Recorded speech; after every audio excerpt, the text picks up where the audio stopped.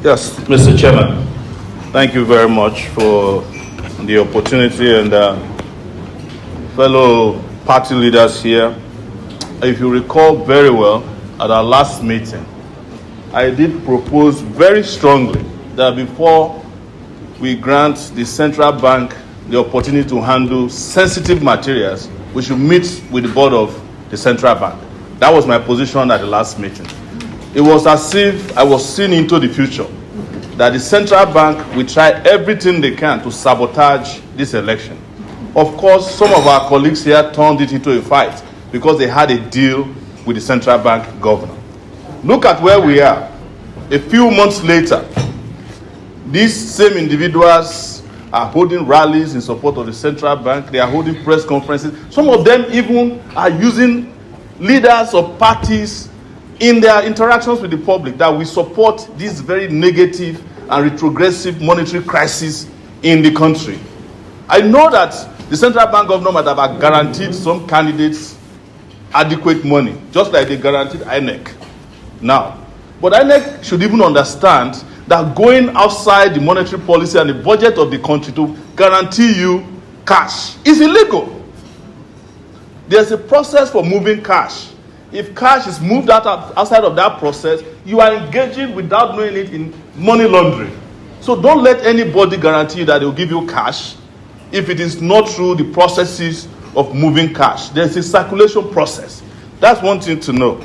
The second aspect of it, which I think is very, very important, is that you cannot just dismiss the fact that people don't have money to spend. Because even according to your own INEC rules, I cannot vote in Abuja. I have to travel to Ondo State. 20,000 naira is not enough for me to travel from here to Ondo State to go and vote in a week's time.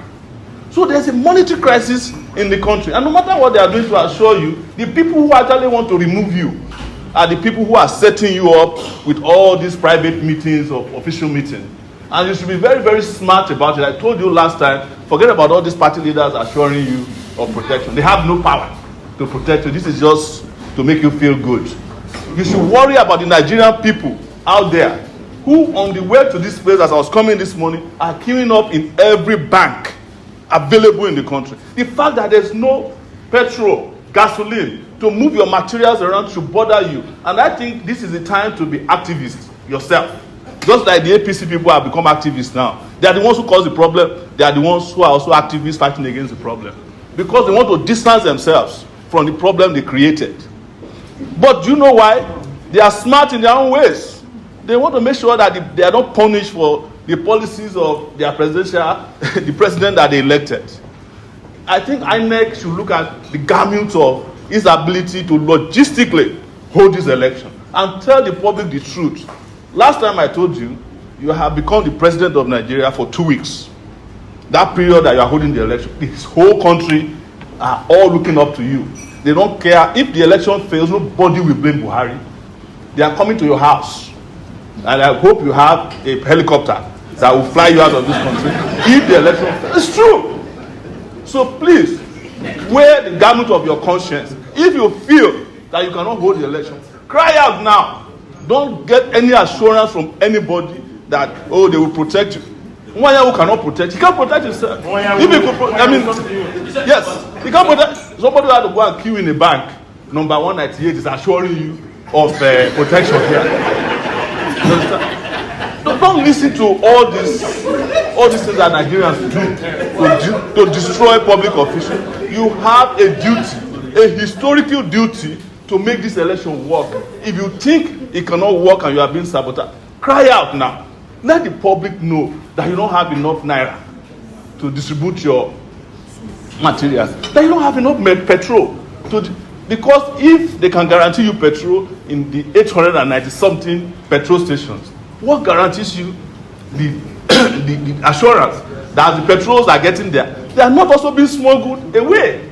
So that when you get there, you can't even get petrol for your own car. It's a scam.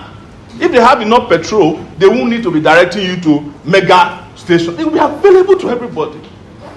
And there is petrol in the country, but the petroleum sellers are making profits. And they are not going to make profit if they are selling to INEC. That's the problem. So let's be honest about this, Mr. Chairman. And after saying that, I just want to ask 3 questions, and I'll be done. First is, if there's election runoff, are you prepared for it? And if it is true that you are prepared, which parties are on your ballot papers? If you have printed them, that's number 1. How many persons have collected their PVCs as of today? I asked this question last time. They said it's a secret until certain harmonizations are done. Those are the people that are voting. I'd like to know them.